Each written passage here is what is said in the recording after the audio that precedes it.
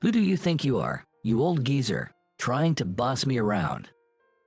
Who the hell do you think you are? Suddenly, something soft smacked me in the face, and I felt like I was choking. The weird sensation threw me off, and I couldn't grasp what was happening right away. The feel and sweet smell of cream sticking to my hands as I wiped my face made me realize the new employee in front of me had smashed a cake into my face. I wasn't trying to boss him around. I just asked him to chill out a bit. But in his drunken state, he totally misunderstood. It was supposed to be a celebratory event. I wanted to keep things calm, but I couldn't hold back anymore. My dad's the CEO. As his son, you can't do anything to me. But even with my stern expression and attitude, he didn't realize the gravity of the situation. He's probably been forgiven for everything so far because of his father's influence. If he was going to flaunt his power, I was prepared to respond with even more ferocity. When he discovered who I really was, he would be devastated. My name is Gabriel White. For many years, I was the CEO of the company I inherited from my father, working tirelessly to expand a business. As I approached my 60th birthday, I handed over the reins to my experienced son and retired to a quieter life as the chairman of the board. During my presidency, I was constantly visiting business partners and subsidiaries, and frequently traveling for work. It was a busy life. Now that I've stepped back from the front lines, I have more free time and am enjoying a more relaxed lifestyle. One day, the company reached its 100th anniversary, and we decided to throw a party to celebrate the occasion.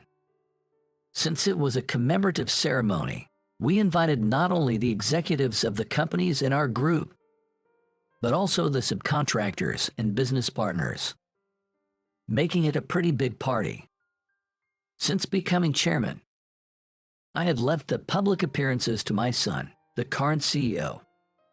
But for a commemorative ceremony, even I, as the chairman, had to attend.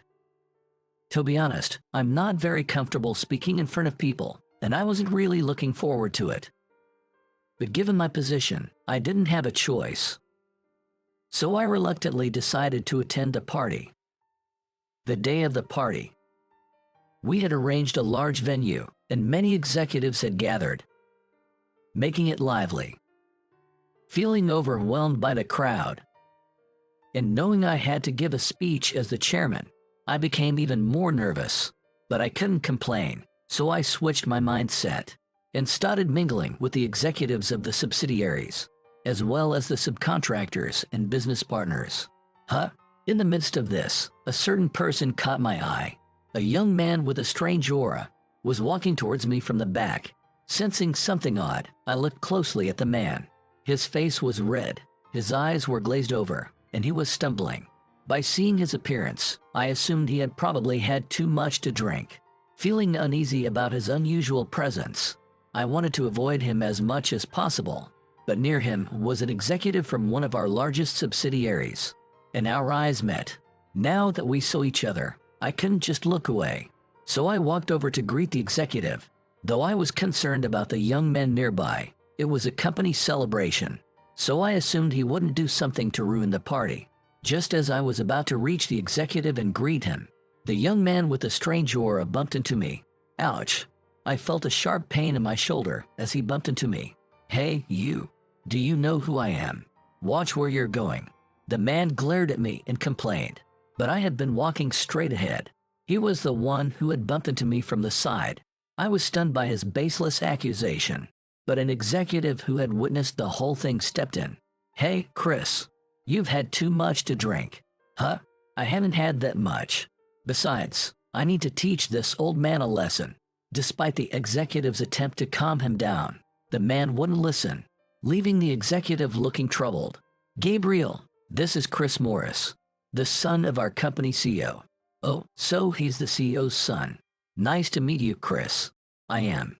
Just as I was about to introduce myself, after the executive revealed the man's identity. "I don't need an introduction from an old man like you. I'm sure you are in a lower position than me."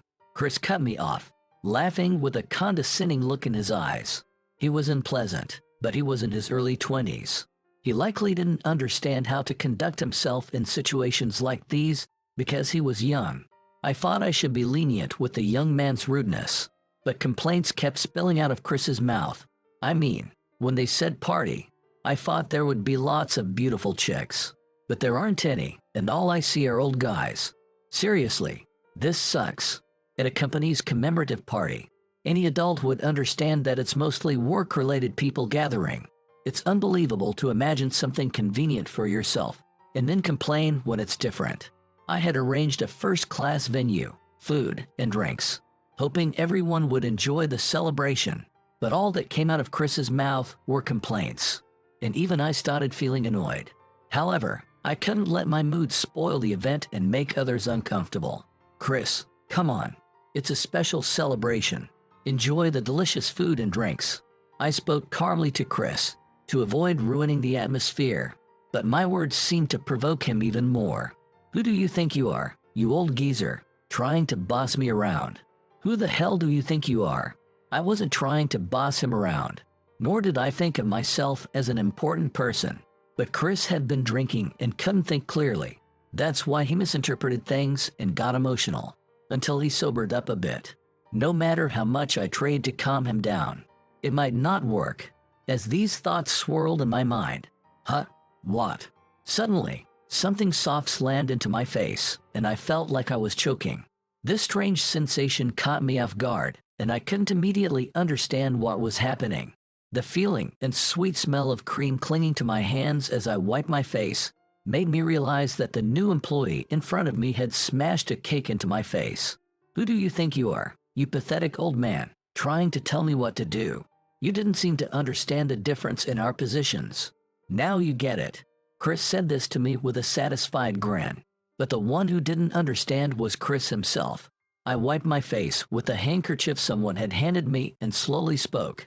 "Chris, do you realize what you've done? Up until now, I had been trying to keep things peaceful, but his actions were too much, and I couldn't hide my anger. However, even with my stern expression and attitude, Chris didn't seem to grasp the seriousness of the situation. My dad's the CEO, and not just of any company, but the biggest one among the subsidiaries. As his son, you can't do anything to me." Chris seemed to think that, under the protection of his father's power, he could get away with anything. He had probably been forgiven for everything so far because of his father's influence. But unfortunately for him, there's always someone higher up. Chris didn't seem to understand that. Not making him understand now would be disastrous to his future, as he had gotten arrogant. "Get the CEO here right now," I said loudly to the executive, sensing that my tone was different from usual. The executive hurried off to get the CEO. "What are you going to do by calling my dad? Even if he comes, nothing will change." Chris, not understanding the situation, still had a look of confidence on his face. A few minutes later, out of breath, Chris's father, Mr. Morris, arrived. "What is going on here?" Because Chris had been shouting loudly, a crowd had gathered around us. Mr. Morris, who came in not understanding the situation, also sensed the abnormality of the crowd and the atmosphere. "Listen, Dad, this guy tried to boss me around, believing without a doubt that his father would handle the situation." Chris complained to Mr. Morris, breathing heavily. "No, I just asked him to calm down a bit, but your son wouldn't listen, and instead, he smashed a cake into my face."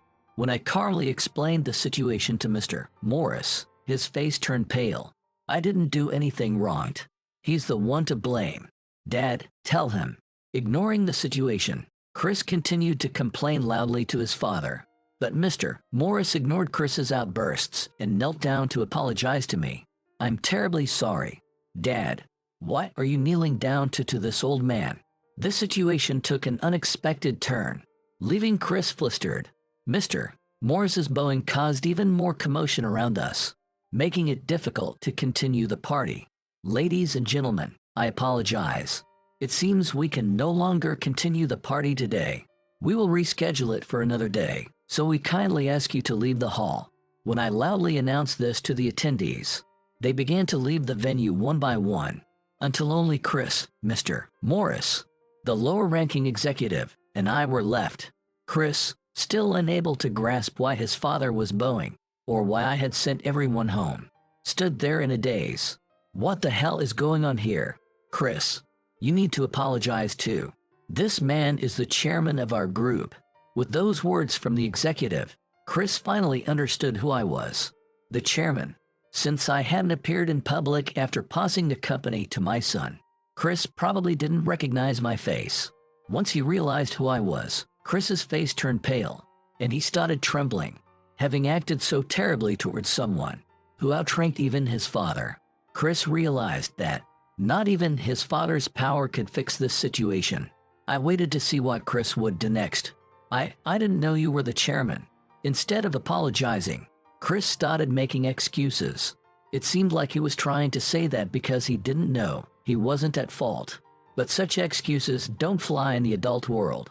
"So, you didn't know. Do you think not knowing is an excuse?" As an adult, your first response should be an apology, not an excuse. When I said this with a stern face, Chris became even more flustered. "This wasn't my intention. If I had known you were the chairman, I wouldn't have done this."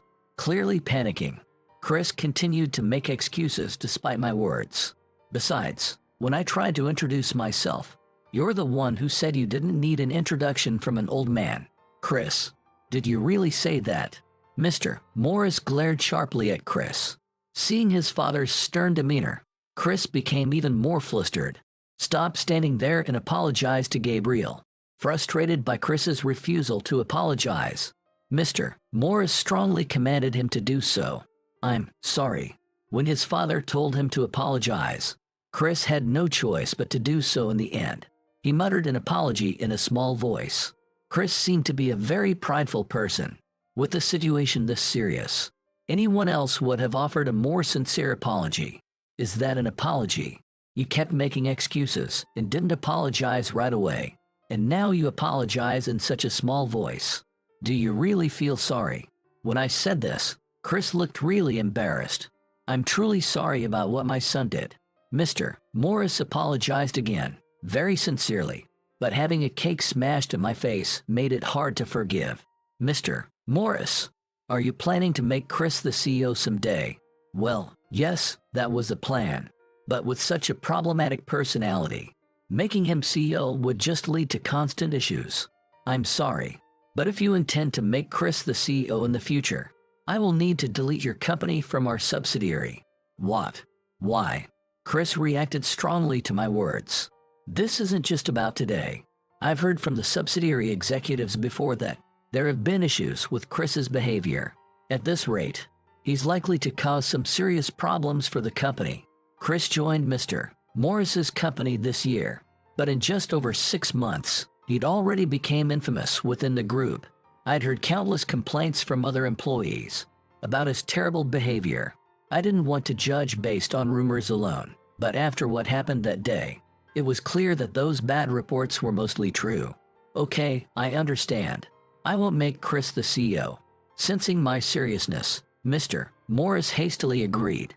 "But you said I would be CEO." "This isn't fair." Chris interrupted our conversation, clearly upset. "I joined a company because I was told I'd be CEO. If I can't be CEO, what's the point of working here?" According to Chris, he had another path he wanted to pursue, but his father's strong will made him give it up and join his father's company. The only reason he gave up his dream was because he was promised the presidency, and if he can't become CEO, he wouldn't have chosen to work at the company.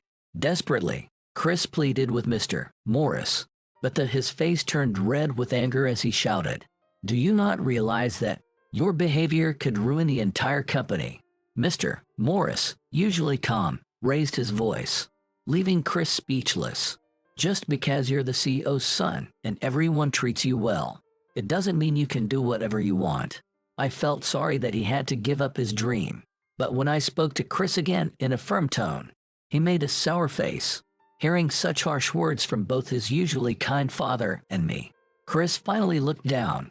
This party was to celebrate the 100th anniversary, and we spent a lot of money on it. Because of your behavior, it had to be canceled. So I'm holding you responsible for the $80,000 in damages. Hosting the party again would incur significant costs. Chris, as an adult, must accept responsibility for his actions. Yes, of course. Mr. Morris, I ask you not to help him. Chris will pay the $80,000 from his own earnings, no matter how long it takes. Hearing my words, Chris's face filled with despair. With his father's help, he could probably pay the $80,000 quickly. But if Mr. Morris helped him, it would only reinforce the idea that his father would always solve his problems. For Chris to truly learn his lesson, he needed to pay the money himself.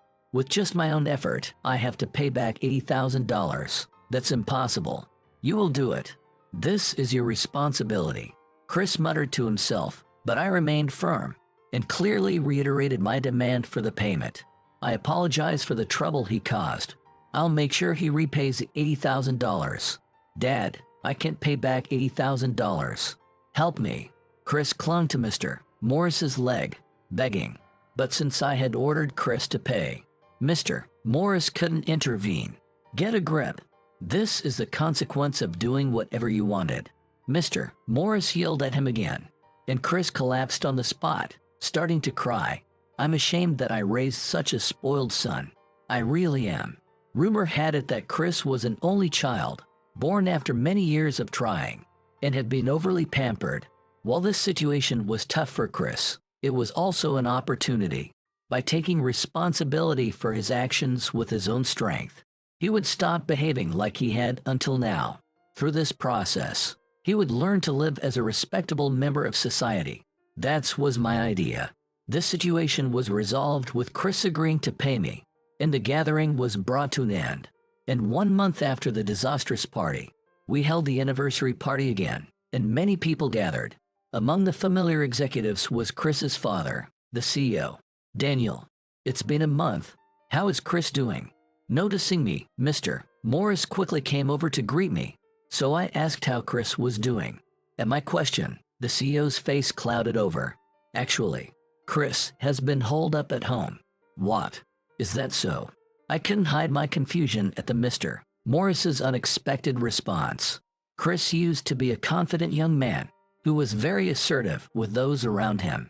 Sure, he had calmed down at the end of our last encounter, but I thought he would regain some of his former bravado with time. According to Mr. Morris, Chris was deeply affected by our incident, and afterwards, he seemed to have turned over a new leaf, quietly doing his work in the office. However, seeing Chris's subdued behavior, many people took the opportunity to report his previous actions to Mr. Morris. Since joining the company, Chris had been throwing his father's weight around, verbally abusing higher-ranking employees, offloading work onto his colleagues, and basically doing whatever he wanted. And to keep the victims quiet, he threatened them with, if you tell the CEO, you'll be fired. Employees who had been too scared to speak up before started coming forward, causing chaos within the company. Mr. Morris confronted Chris and found that most of the accusations were true. Mr. Morris personally apologized to the employees, trying to handle the situation as smoothly as possible. Chris also apologized to each person individually, doing his best to make amends. However, the resentment towards Chris had grown significantly. Many called for Chris to be fired, but because he still owed me money, Mr. Morris couldn't easily let him go. Many employees couldn't easily forgive Chris, and even when he came to work, they gave him harsh looks. Chris endured this tough situation for a week, but by the next week, he couldn't take it anymore and stopped coming to work. Since then, he hasn't returned to the office. Hearing this, I felt a bit sorry for Chris, but it was just the consequences of his own actions coming back to him. If he had done his job normally without throwing his weight around, none of this would have happened. And there's also the payment to you, Chairman. I'll make sure Chris works when the time is right, so please don't worry. Thank you for your concern. In addition to his duties as CEO, Mr. Morris also had to focus on his son's rehabilitation, so he must be under a lot of stress. I'm truly sorry for the trouble my son has caused. If I had raised him properly, none of this would have happened. Mr. Morris seemed to deeply regret how he had raised his son after this incident, and he apologized to me once again. After that, we had a few conversations about work, and this time, everyone was able to enjoy the party. A few days after the party, I was in a hired car on my way to the office when I saw a familiar face while waiting at a traffic light. It was Chris, even though he looked quite different. His face was gaunt, his hair was messy, and he wore a sharp suit that looked out of place. He seemed to be mentally exhausted. Even so, Mr. Morris must have sent Chris out to work to help repay the money he owed me. It was painful to see him like that, but it was the result of his own wrongdoings. He has to push through. At the same time, I reflected on myself and my own son. After witnessing Chris' actions and subsequent consequences, I vowed not to become someone who abuses power. As a father, I chose to teach my son the consequences of using authority irresponsibly.